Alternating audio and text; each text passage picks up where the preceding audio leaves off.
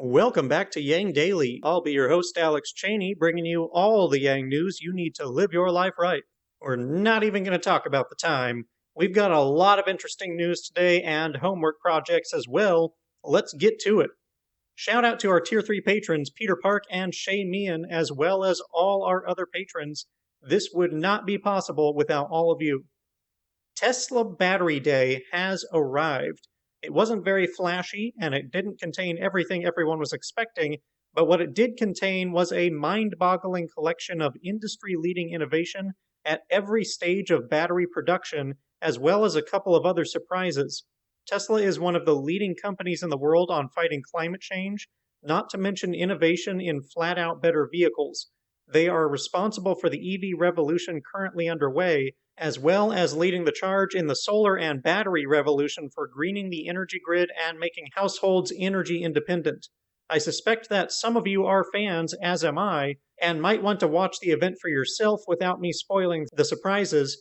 As such, I'll not report the details here. Consult the Twitter thread below for both a link and timestamp to the event video and a summary of the breakthroughs reported, if that's what you're looking for.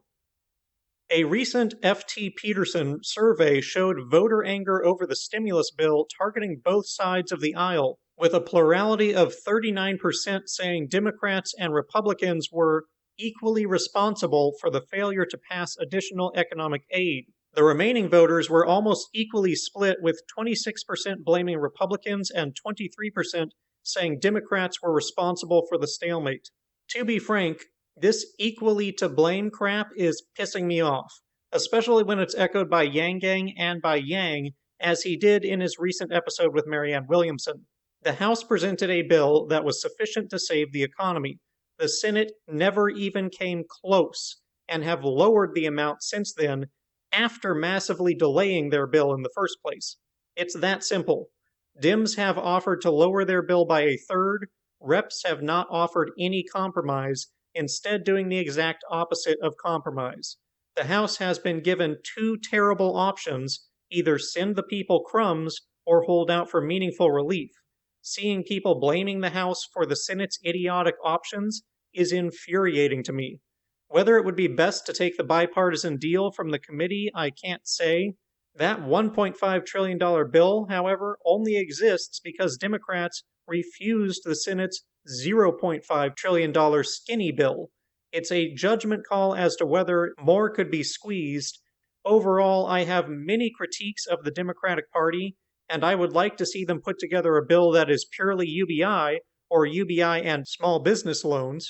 I wish we were in the situation of both sides offering a substantial bill and just disagreeing over where the money goes. That would still be a bad situation, but at least they would both be trying to do something at that point, and we could say, just put the money into a UBI and compromise that way.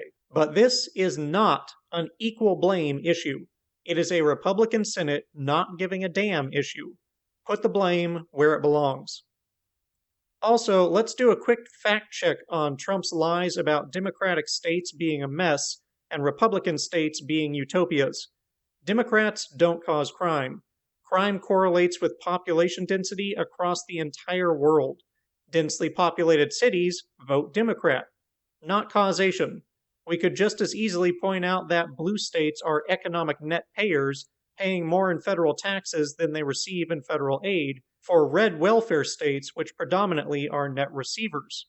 Or that the top 10 worst states for education and economic outcomes are all red. Not so hot when compared at a surface level. Presidents are supposed to unite, not divide. But he's not a president, he's a dictator. Speaking of the Yang Speaks with Marianne Williamson, it's a must listen, especially for those fed up with political BS. I've never heard Marianne speak so forcefully to Yang or challenge him so directly. It's a very honest discussion of how to achieve their aligned political goals, with Marianne addressing the emotional and moral argument, and Yang the systematic practical approach. Both manners of reform are needed for a properly functioning democracy. It's the sort of conversation we need more in politics. Marianne also gets a bit spicy on Biden and the Democratic Party. Check it out. California's Prop 24 data rights bill got an endorsement from Senator Nancy Skinner. May it be the first of many. I think the Social Dilemma documentary on Netflix is starting to open people's eyes to just how important data rights are. Speaking of, Rio's recent episode of the Moving Forward podcast with the host of the Dividend Report is an absolute must listen to understand the massive importance of the time that we're in, how social media and AI are controlling us, and how important it is that we all wake up and take immediate action, because the stakes may literally be higher than ever before. Seriously, give it a listen at the link below.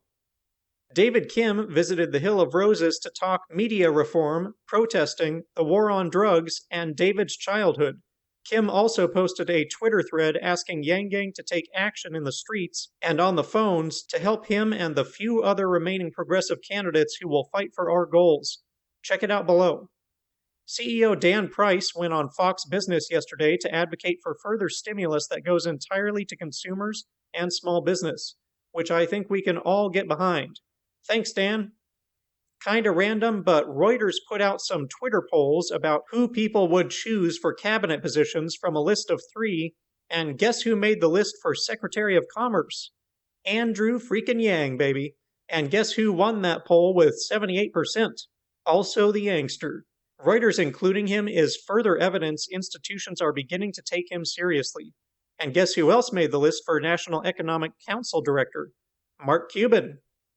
Good news in Maine. Maine's top court ruled that the Secretary of State's office was correct in invalidating 988 signatures in a veto drive to stop the use of ranked choice voting in the presidential election, just in time before ballots go out, meaning that the ranked choice will be used in Maine for the election. Woo! And finally, time is running out to register to vote, and we need every vote we can get to save democracy and liberty. If you have not registered, follow the link below and get it done right now. Check in with each of your friends and family and coworkers and make sure they're registered too. Take some time each day to help call people who have been deregistered and get them signed up. Phone bank or text bank for Biden. Help people get to the polls. Do whatever you can to make sure that we still have a free, democratic country this time next year, and that policies like democracy dollars see the light of day to make it even better. Don't spend the rest of your life wishing that you had. Be the change. And that'll do it for today's Yang Daily. Bookmark the Republican versus Democrat state fact check thread, as I doubt Trump will stop spreading those lies anytime soon. Check out the Yang Speaks with Marianne and the Moving Forward Dividend Report crossover episode. Send Senator Skinner and Dan Price some love. Make sure you and everyone you've ever met in your life are registered to vote. Help recruit other organizations to the cause and get everyone to sign the UBI petition. Flood Congress and Trump with calls, tweets, and letters using the Resist Bot or Income Movement easy contacts below.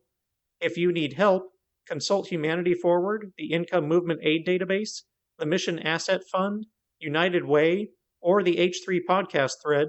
And don't forget to Yang Daily.